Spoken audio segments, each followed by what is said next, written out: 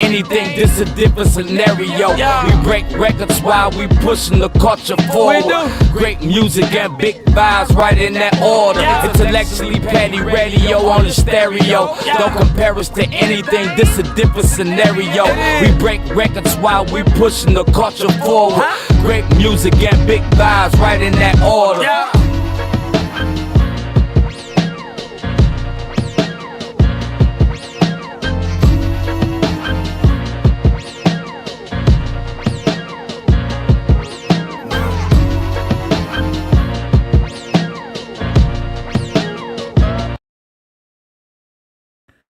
And you have now tuned into another episode of Intellectually Petty Radio. Brought to you by M3S3 Clothing. Men make moves and suckers stand still. Man, I maybe I had a little too much, but I literally thought I had already started this shit. I look up on YouTube. I'm like, why are we not live? And we weren't live because I didn't make it live. So my bad for that one. Nobody knew until I told y'all. Anyway,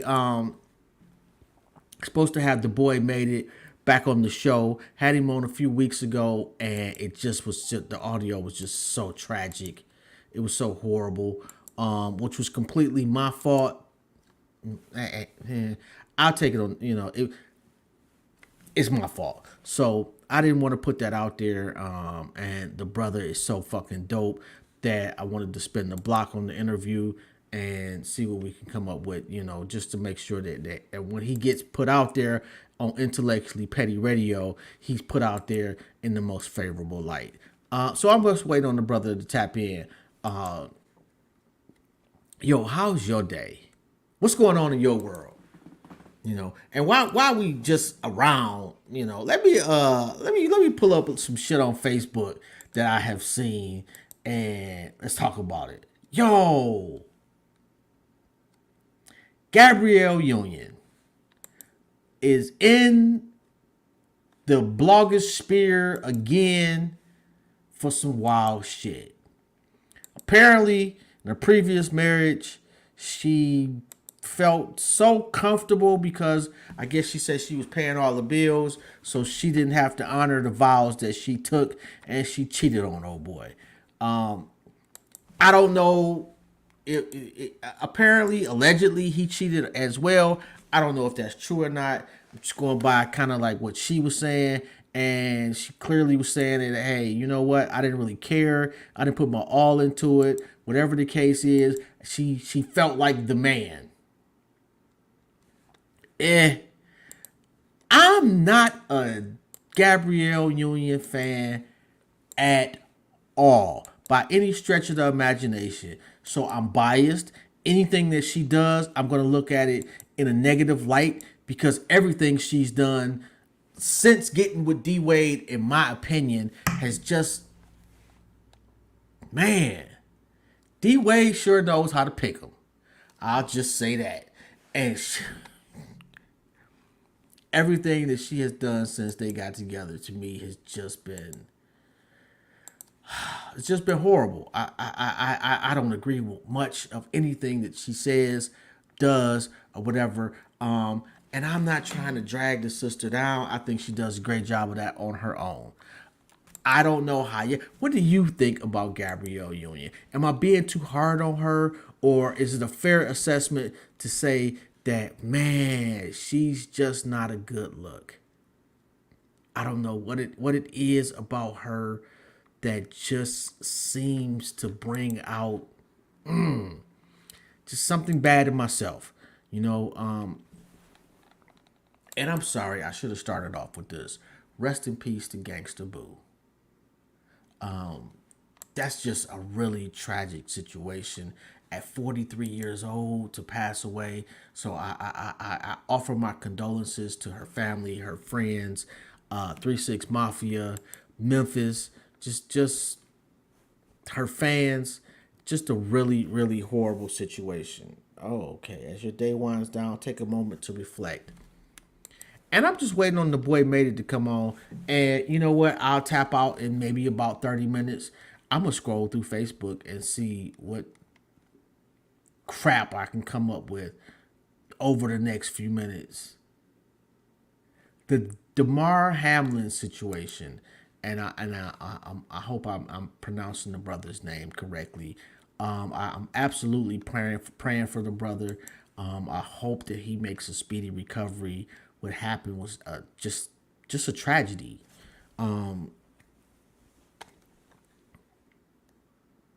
I think it highlights that in our society we aren't allowed to walk and chew gum at the same time anymore. Like I could feel really horrible about what the young man has experienced and what he's currently going through, while also having a different opinion of maybe the NFL or a different opinion of experiences by others in the workplace. I saw a brother on TV. I can't remember his name, but he was on ESPN. And his point was we don't offer enough sympathy to NFL players. I don't think we offer enough sympathy to teachers. I don't think we offer enough sympathy to nurses. I don't think we offer enough sympathy to STNAs, to garbage men, to loggers. There's a lot of jobs out there that are difficult, that require a lot of people, that don't offer a lot of compensation. Now, I'm not saying that we should not be sympathetic to football players, but it's a gift and a curse being a football player, and I think they already know about that.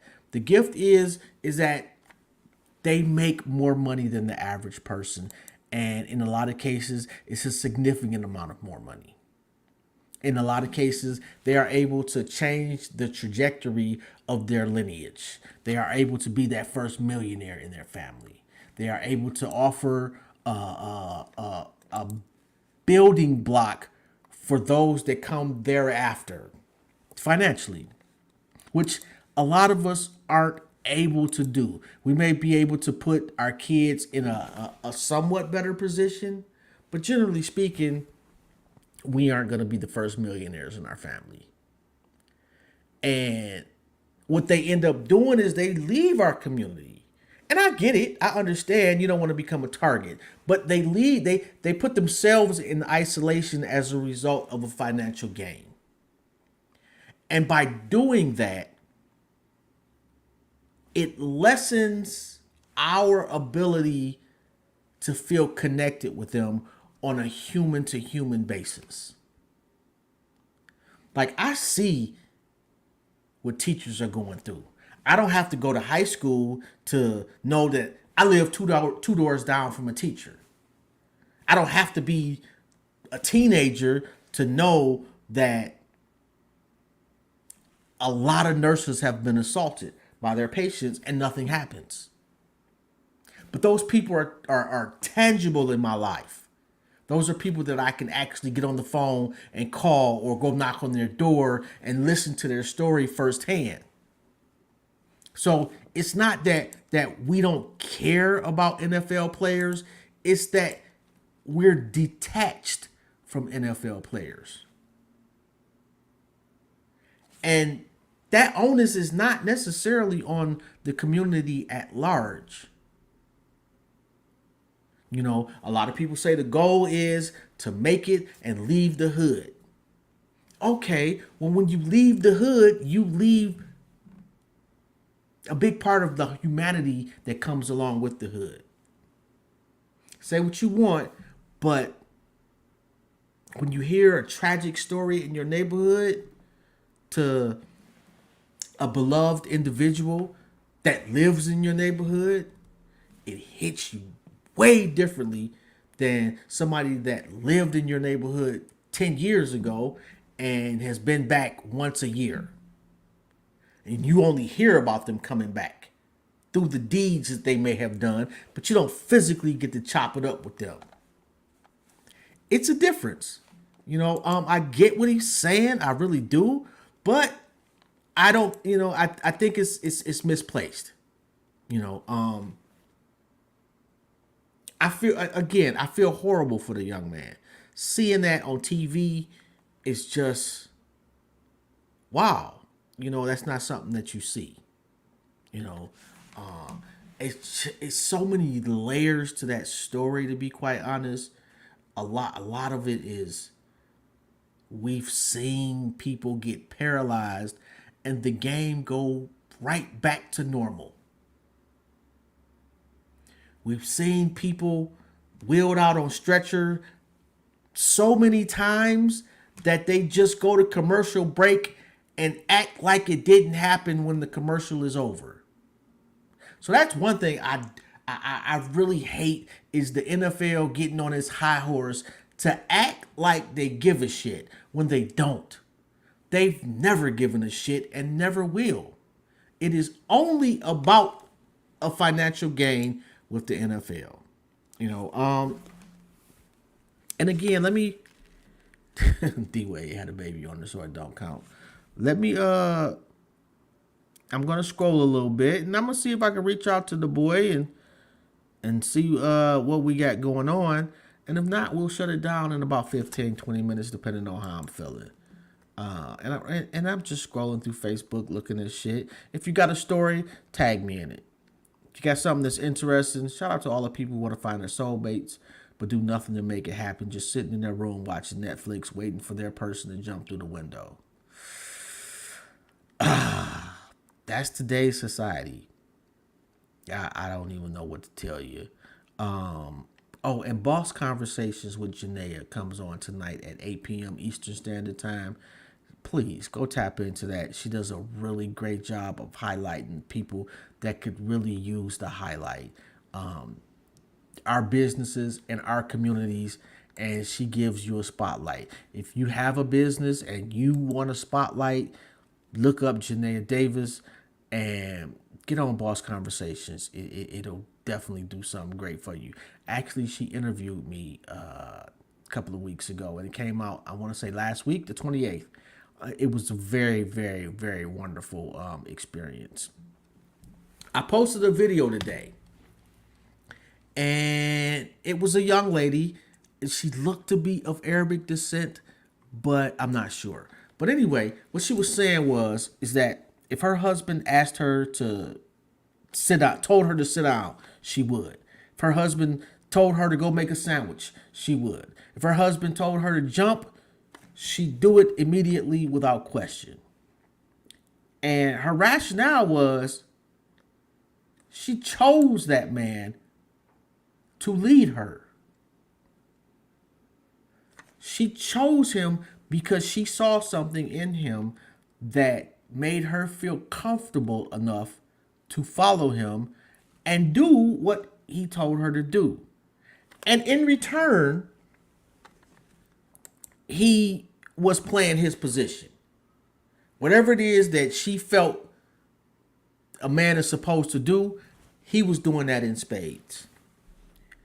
And it brought up some interesting points of view, to say the least. I know there was one dude who I ended up having to block because dude was just really it was unnecessary. And that's one thing with me. Look, I'm not about to argue with you and go back and forth with you for hours on Facebook. I'm just going to block you and keep it fucking moving. However, I'm trying to get to it now. And this was his response. This is naturally how a marriage should go. This is why our ancestors were largely more married and stayed together longer than we do today. And this was my response to him. I think this young lady found a perfect partner. I think our ancestors lacked choices as far as the women were concerned, so they had no ability to leave. I know I've never met an elder queen with a beautiful picture of marriage. I think the truth for our ancestors is more midline. Some had great relationships and some lived in horror. And I think for me, from my experience, having talked to a lot of elder sisters over the years, we like to put lipstick on a pig when it concerns the marriages of the past.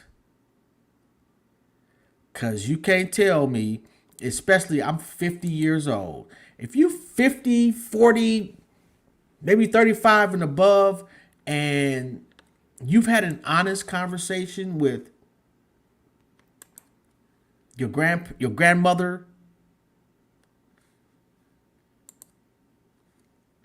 it generally speaking was not a rosy outlook on marriage.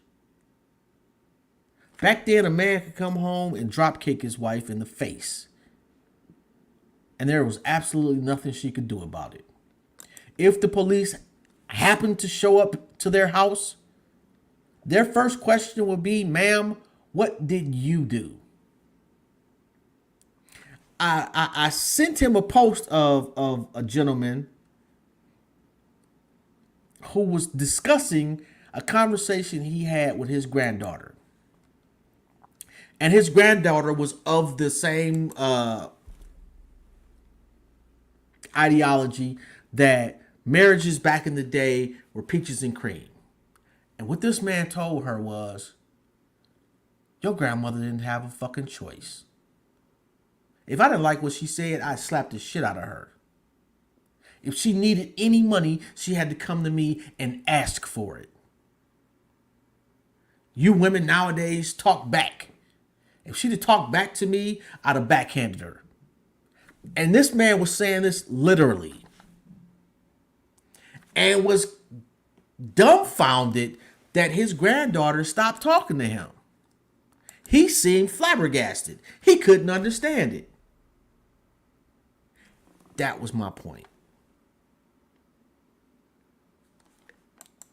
That's not, is it the, it's not the, you know, like not everybody experienced that. I don't want to make it seem like that, but not everybody had the perfect marriage either. You know, I think we like to look back and act as if problems didn't exist with our ancestors, and they did. Oftentimes, I don't know any household that, you know, you weren't supposed to keep the household secrets in the house. Let your mama find out that you've been gossiping about shit that happened in y'all house to the neighbor. You're gonna get your ass whooped. So we cultivated a culture of secrecy. A lot of skeletons went straight in the closet, and we never adequately dealt with that. You know, and that is, and I'm not saying every household, but that was a large chunk of our community if we're going to be honest with ourselves. And I think nowadays we are more open to getting some counseling.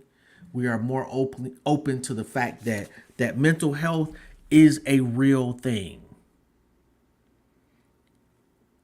That's a absolutely recent occurrence.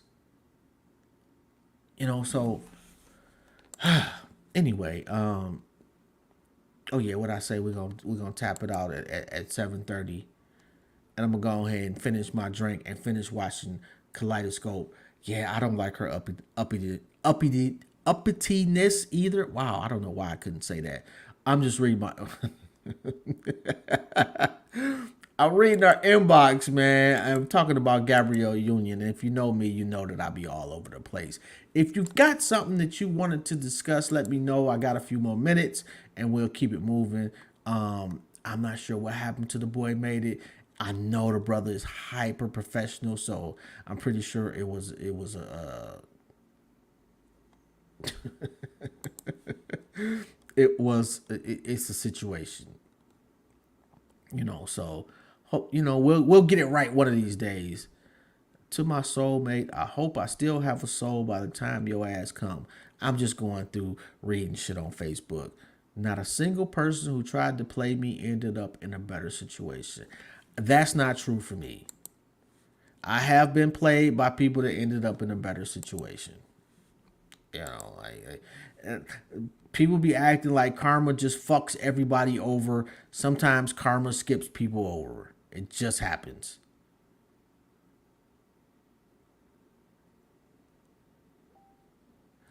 I'm going to start a service where I, a 27-year-old, help 23-year-olds figure out if their boyfriend is a loser or not before they waste their mid-20s with him. I wonder why they were so specific about those. Okay, yeah, you're 27, but why are they so specific about the 23-year-old? We live in a generation where a woman is labeled as crazy because she won't allow a man to mistreat her.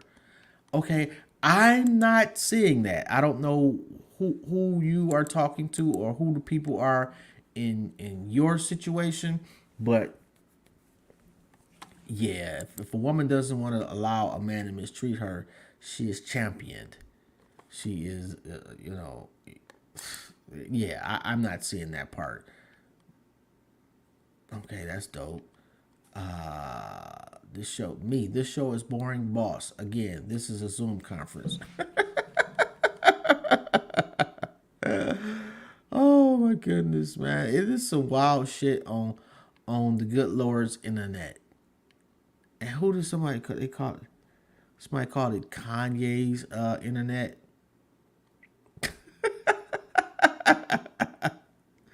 A black couple makes history after purchasing a 70-room Quality Inn hotel in Memphis that's worth $3.8 million.